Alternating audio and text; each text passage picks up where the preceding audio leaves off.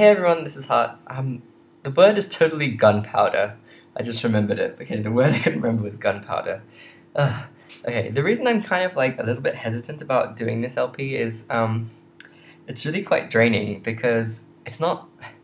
I don't want to say it's not fun to go through, but it's pretty hard work because normally when you're doing an LP, you can chat a little bit and you know you don't have to talk all the time. Well, not that you don't have to talk all the time, but you don't have to concentrate all the time, whereas when I'm doing this, I'm just translating the story, kind of like when I did Otogiso.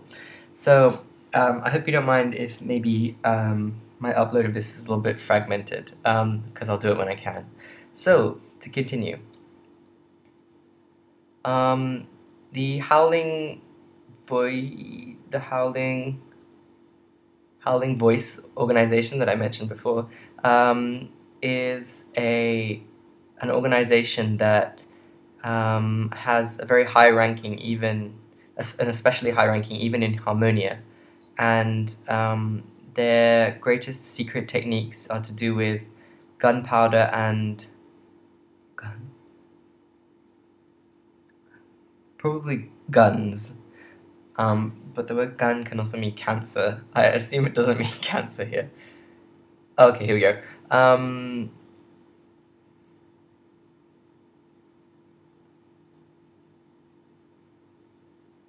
I wasn't able to become a gunner, which is someone selected to use a gun, but somehow I was able to master the technique of gunpowder. Using it, I'm going to blow open this door. But it's not like I carry around a large amount of gunpowder with me all the time. So I have to make sure I use the small amount that I have with me to the best of my ability.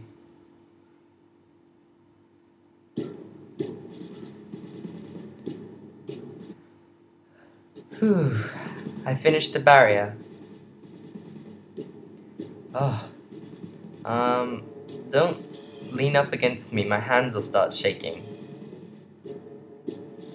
Sorry, but I just need to borrow your back for a sec. I really have used up too much of my strength tonight. You can sleep, you know. I'll wake you up when it's over. I mean, we still have a little bit of a way to go after this.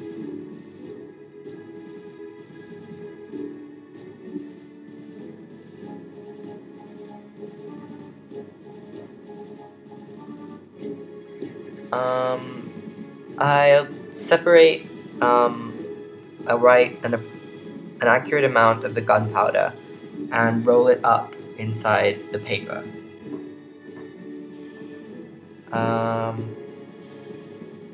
And what I have to do is set it up at different places along the door and have it explode all at the same time. I could hear the voices of the undead, like the moans of the undead coming from the other side of the barrier that Sierra had put up. I tried to concentrate at the work at my fingertips, but I just couldn't get it to go right. Hey, Sierra. What is it? What kind of person is waiting behind this door for us? Even if I told you, you wouldn't believe me. Okay, fine. Anyway. So in that case, could you at least tell me his name? Or when you say old friend, exactly how old do you mean? Did he used to be, like, your lover or something? Let's find out his name. Yeah. His name. It's Reen. Whoa, that was weird. Reen Pennenbach.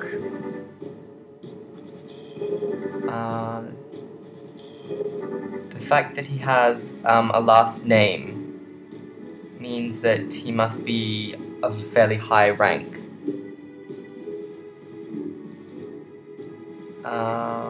Like a title name. Yes. I heard that he comes from an honorable knight's family, or family of knights. That's a pretty romantic sounding story. Oh, whoops. I almost broke it. I almost spilt it, rather.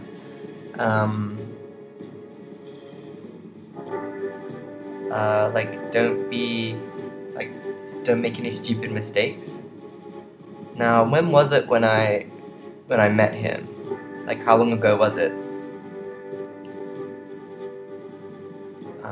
I've been living on my own for many decades now already, and my memory isn't as strong as it used to be.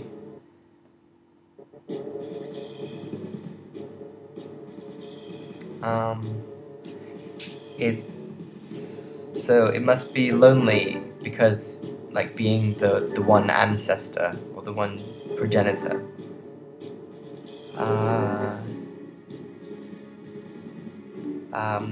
You can't, you'd never understand, or you could never empathize with me. Loneliness has been my constant companion.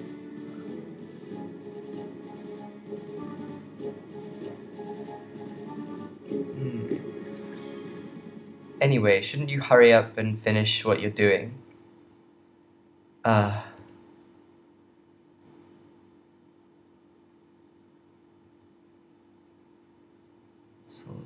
Oh, that's right. Maybe, why don't I just tell you a little bit of let me tell you a little bit of an old story. If you don't find it interesting, you don't have to pay any attention to it. But whether you listen or not, I'm going to tell it anyway. This hole, it's too small. I can't get it in. That's what she said. Oh my god, sorry, sorry. Oh whoa, see, Sierra got the joke.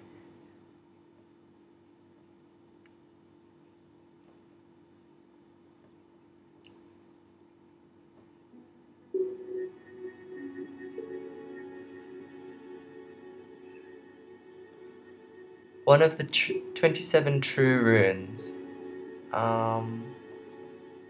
that the moon rune was,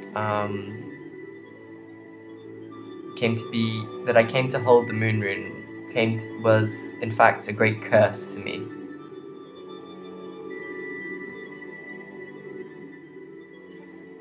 Because my body was no longer that of a human, I was not allowed to live with humans.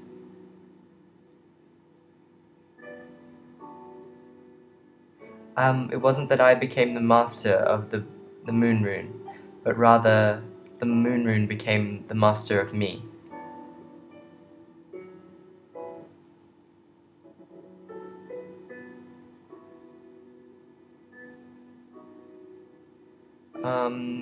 The evil desires of the rune penetrated my body, or filled me, and there were days when I lost all sense of logic.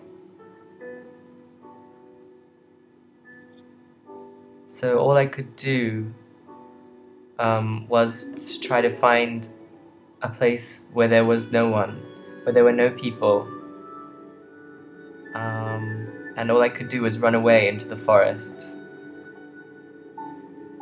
And once there, deep within the forest, I built myself a small house. It had one window and only rough furniture. It was just a simple, small shack, but it was enough for me to live quietly by myself.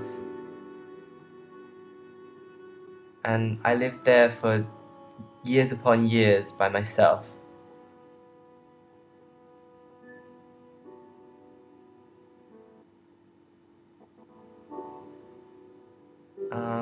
Counting the years by the change of the colors in the trees, I didn't talk to a single person, and how many decades did I spend just on my own?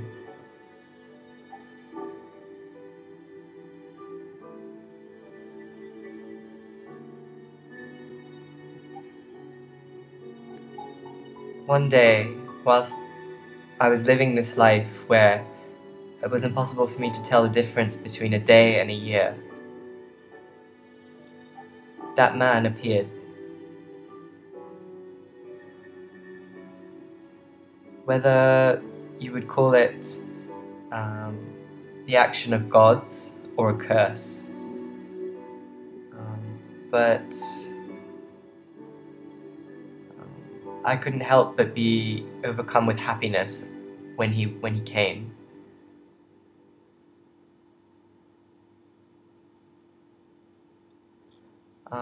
I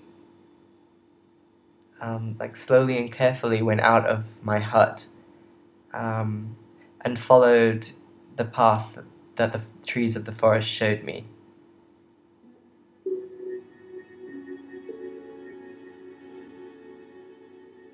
That man had his back pressed against the trunk of a tree and was sitting down.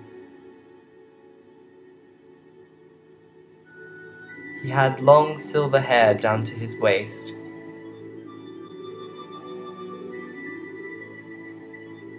And he was a beautiful knight, of the kind that I might have heard in a story when I was still a child.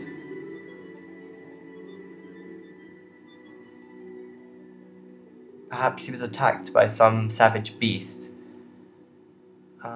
From his chest to his side, he had a deep claw mark left in him.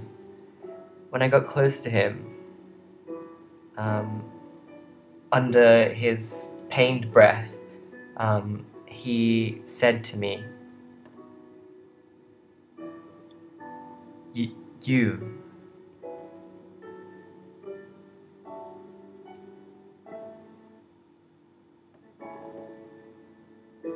I was afraid. For many decades, I hadn't even exchanged words with another person. This is my please, close to here, there should be a horse and carriage. There, my daughter. A horse and carriage, but I don't sense anyone. There's no one here but you. Please, my daughter. A horse and carriage. Okay.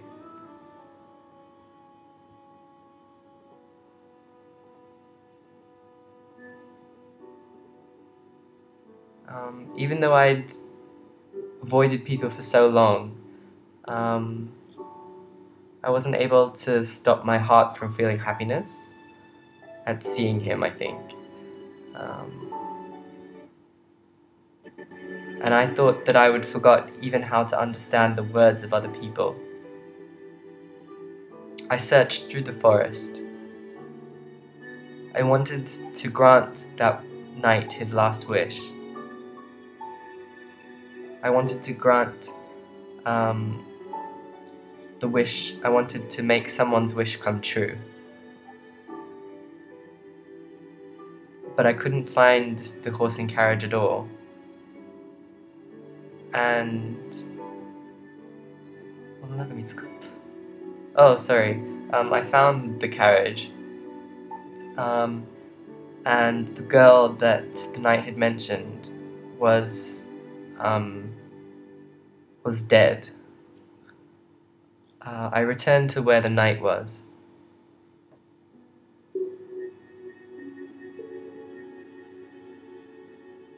Oh, it's you, my daughter. I see. Ugh. He's coughing there. It's okay.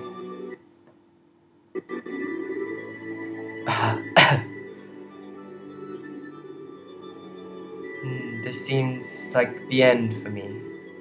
But you